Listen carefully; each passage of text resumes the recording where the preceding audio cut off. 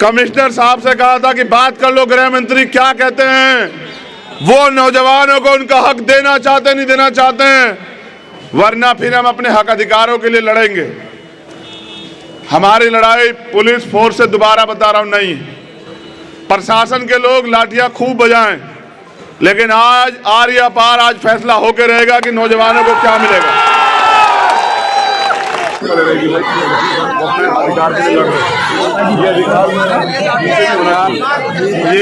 Parliament के बाहर जाए, ये गृह मंत्री के घर के बाहर जाकर पूछे कि भाई हमारे गार्जियन हो आप। 21 दिसंबर एक बड़ा दिन हमारे लिए, और आज तक 21 दिसंबर को किया गया कोई आंदोलन हम हारे नहीं, कोई नहीं हारे। रिकॉर्ड आज तक का जिस भी आंदोलन को किए, देर भले लगी हो, लेकिन हारे नहीं। एक अनुरोध, मीडिया के अलावा जो और साथी है ना, वो यहां से हटे। वो बहनें बैठी हैं, हम उनको देख ही नहीं पा रहे हैं, आप बैठ जाओ यार। मीडिया के अलावा कोई ना हो, बिल्कुल ना हो।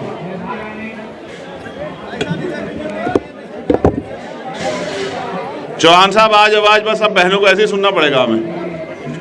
तो सबसे पहले तो मैं एसएससी जीडी के सभी बच्चों का, अभ्यर्थियों का धन्यवाद करता हूं कि वो अपने हक की लड़ाई के लिए आए।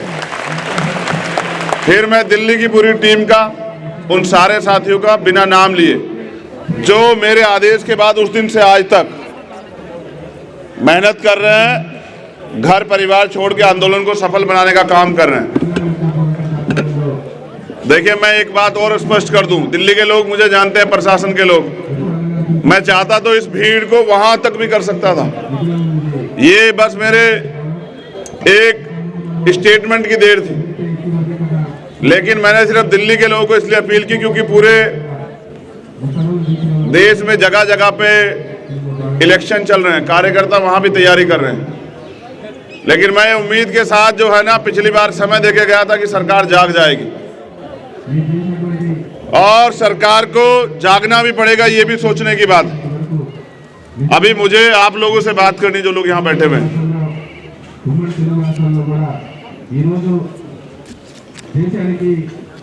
मैं समझता हूं कि आजाद भारत में गुलामों जैसी स्थिति क्यों बनी। एक वो भारत था जब हम अंग्रेजों के गुलाम थे, तब हमें अपने अधिकारों के लिए लड़ने का अधिकार नहीं था, तब हमें अपने हिस्से की लड़ाई लड़ने के लिए अधिकार नहीं थे। ये आजाद भारत है। यहाँ षड्यंत्र से शिक्षा महंगी की गई है। यहाँ शिक्षा महंगी है, मौत आसान है, सस्ती मौत। महंगी शिक्षा, सस्ती मौत। और नौकरी के लिए जो करना पड़ रहा है वो मुझे बताने की जरूरत नहीं है। लेकिन गजब की बात यह है कि अगर नौजवान अपनी मांग इस सरकार से नहीं रखेंगे तो क्या वो अपनी मांग रखने के लिए किसी दूसरी सरकार से मांग रखेंगे? क्या वो अमेरिका वालों से मांग करें अपने हक की, अपने अधिकारों की? क्या वो फ्रांस, जनवरी, ब्रिटेन वालों से बात करें? क्या वो श्रीलंका, नेपाल, चाइना के लोगों से बात करें? ये सरकार आखिर नौजवानों की बात सुनना क्यों नहीं चाहती? उस नौजवान की बात, जो नौजवान इस देश की रीढ़ है, जो नौजवान इस देश की रक्षा करता है, सीमा के पर खड़ा होकर, जो अपने जान का बलिदान देता है, उस नौजवान को सरकार क्यों नहीं सुनना चाहती है?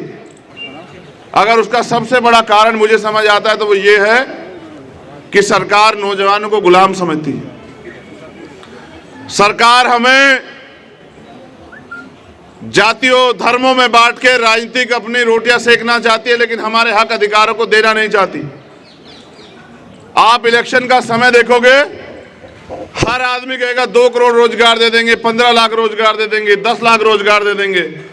लेकिन आप नौजवान साथी हो तो सोचो, जब सरकारी डिपार्टमेंट ही नहीं रहेंगे तो रोजगार कहां से मिलेंगे सरकारी?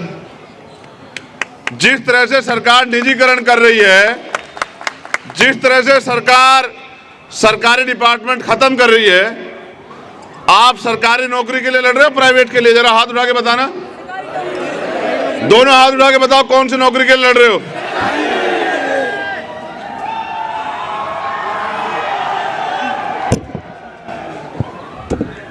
लेकिन जब सरकारी डिपार्टमेंट नहीं रहेंगे तो सरकारी नौकरी कहां से मिलेगी भाई?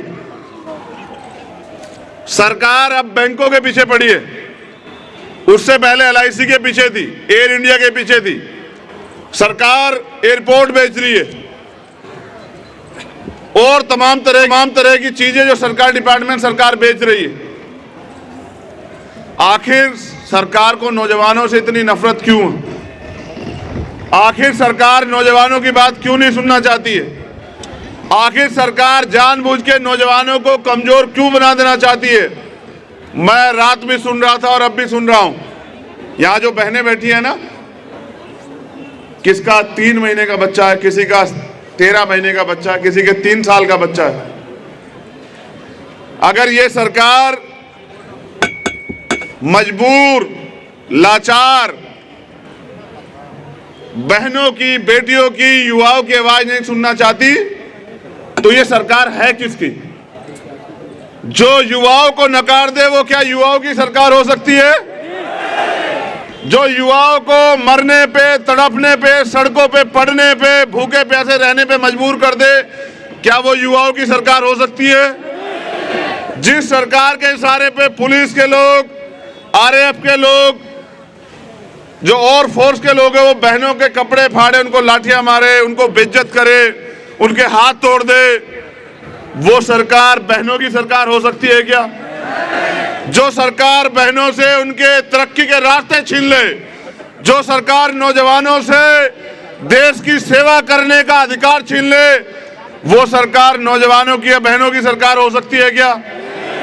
जब ये सरकार नौजवानों की, बहनों की, किसानों की, मजदूरों की किसी की सुनवाई नहीं करना चाहती तो ये चंद पूंजीपतियों की सरकार ये समझ सकती है कि ज्यादा दिन टिकने वाली है क्या? जिस दिन नौजवान अपने हक अधिकार के लिए खड़ा हो गया उस दिन ये सरकार के लोग नाक रगड़ेंगे आपके सामने। मैंने पिछली बार भी आपसे कहा था, ये लोकतंत्र है। आंदोलन करने का, अपनी बात को कहने का, हक की लड़ाई लड़ने का अधिकार भारतीय संविधान हमें देता है, इसको हमसे कोई नहीं छीन सकता। लेकिन मैं ये भी बता दूं कि अगर सरकार हमारी मांग नहीं सुनेगी, सरकार हमें मजबूर करेगी, तो हमें आंदोलन को और ताकतवर बनाना पड़ेगा। हमें सरकार को बताना पड़ेगा कि जो नौजवान देश की रक्षा के लिए प्राणों का बलिदान दे सकता है वो अपने हक अधिकार के लिए लड़ भी सकता है और वो अपने हक अधिकार के लिए इस निकम्मी, झूठी, युवा विरोधी, महिला विरोधी सरकार को सबक भी सिखा सकता है। गृह मंत्री जी बताएं, क्या चुनाव जरूरी है या नौजवानों की मांग जरूरी है? क्या चुनाव जरूरी है? यूपी में कह रहे हैं राशन बांट रहे हैं, यूपी के अलावा तो कहीं और जगह तुम्हारी सरकारें, वहां क्यों नहीं बांट रहे हो? यूपी में इलेक्शन है, चुनाव में वोट खरीदने हैं, गरीबों को, बेबसों को कमजोर बनाना है, उनके हक अधिकार, वोट जो है उनकी सबसे बड़ी ताकत वो ठगनी है, पैसे पे या उपहार देके या राशन पे। इसलिए आप वहां राशन बांट रहे हो। आपको ये 11 महीने से सड़क पे लड़ते हुए बहनें और भाई नहीं दिखाई दिए आपको? क्या गृह मंत्री जी आपको इन बेबस बहनों की चीखें, आवाजें नहीं जाती है? वो भी कहे, बहनें हमारे सामने कहें कि परिवार के लोग भी टूटने लगे। मैं ये कहना चाहता हूं कि टूटो मत, किसानों से सीख लो। 750 किसान बलिदान हुए, हजारों लोगों ने जेल काटी और 1 साल से ज्यादा समय वो लड़ते रहे। बारिश आई, ठंड आई, धूप आई, तमाम तरह की परेशानी आई, उनको अपराधी कहा गया, उनको नक्सली, खालिस्तानी, पता नहीं क्या क्या कहा गया। उनका दोष ये था कि वो अपने अधिकारों के लिए लड़ रहे थे। आपको भी अगर अधिकार चाहिए तो आपको लड़ना पड़ेगा, और अगर आप लड़ने के लिए तैयार हैं तो विश्वास कीजिए, ये लोकतंत्र है, यहां संविधान है, यहां लड़ाई तलवारों और बंदूकों से नहीं लड़ी जाती। आज पुलिस आपको लाठी मारे, गोली मारे, आज आप पलट के जवाब नहीं देंगे, लेकिन सरकार को दिखा देंगे कि क्या तो वर्दी चाहिए या फिर अर्थी चाहिए। आज आपको ये भी देखना है कि जो बड़े बड़े भाषण दे रहे हैं प्रधानमंत्री, गृह मंत्री और कई मुख्यमंत्री, आज वो ये भी बताएं कि वो बहनों के सम्मान में क्या कर रहे हैं। क्या वो 11 महीनों से सड़कों पे सख्ती हुई परेशान होती बहनों के दर्द को नहीं सुनना चाहते हैं? यहाँ वर्दी पहने हमारे भाई भी लोग खड़े हैं। क्या अपने हक की मांग करना, अगर आपको जो लोग नौकरी में है, सेवा में है, फोर्स में है, अगर आपकी 6 महीने की तनख्वाह रोक ली जाए और आपके बच्चे रोटी के लिए भूखे मरने लग जाएं, उनकी पढ़ाई, उनकी फीस ना जमा हो, उनके पास कपड़े ना बचे, तो आप अपने हक अधिकार के लिए क्या करोगे?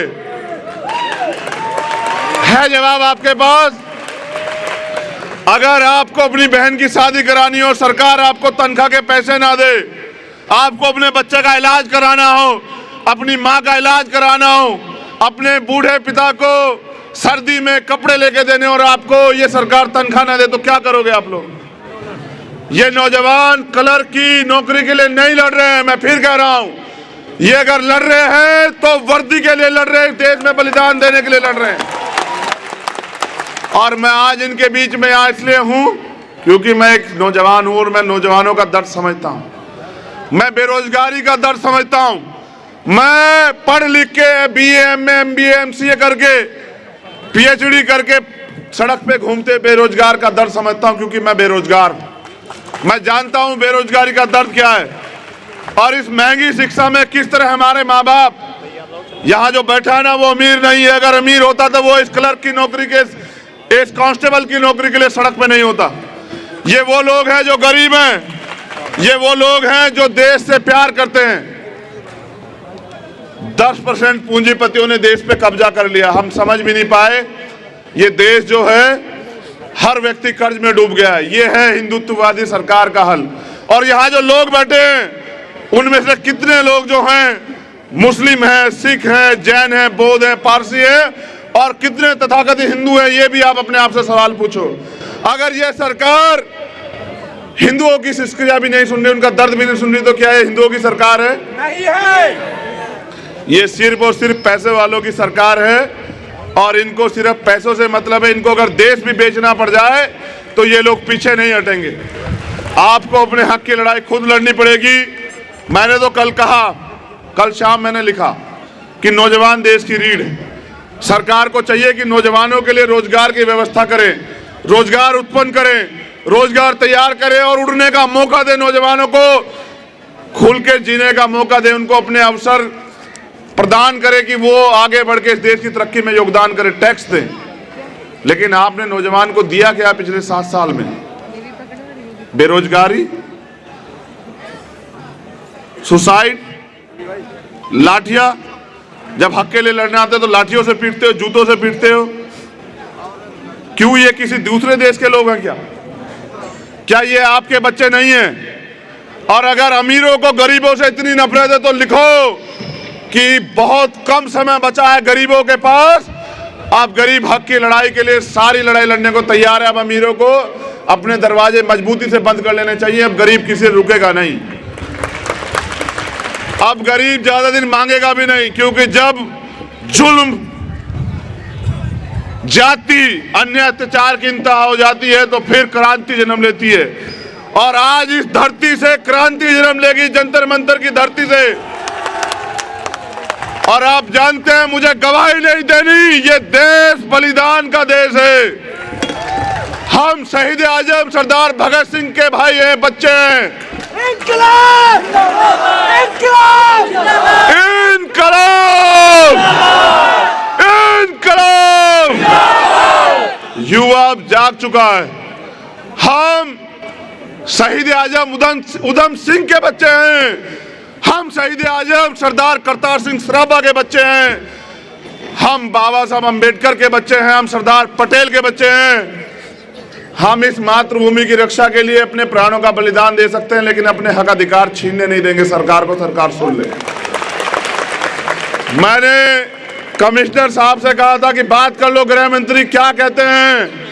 वो नौजवानों को उनका हक देना चाहते, नहीं देना चाहते हैं, वरना फिर हम अपने हक अधिकारों के लिए लड़ेंगे।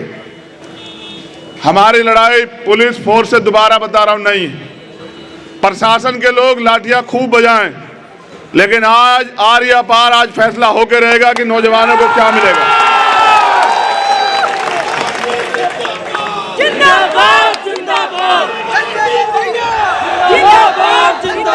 जिस दिन सुनिए, एक चीज और बता देते हैं, ये जानकारी बहुत जरूरी है आपके लिए।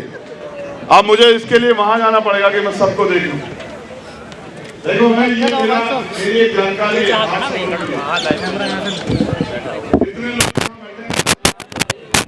अगर इससे आधे लोग भी तय करके, जैसे वो मोनू में रोहित गया,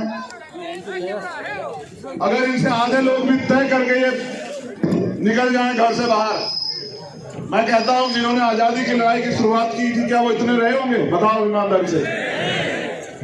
इतने लोग एक मत होकर देश में निकल जाएं तो मैं लिख के देता हूं कि रोजगार मांगने वाले नहीं, रोजगार देने वाले बन सकते हो आप लोग। खबरों में बने रहने के लिए फोरम 4 को सब्सक्राइब करें और नोटिफिकेशन पाने के लिए बेल आइकन दबाएं।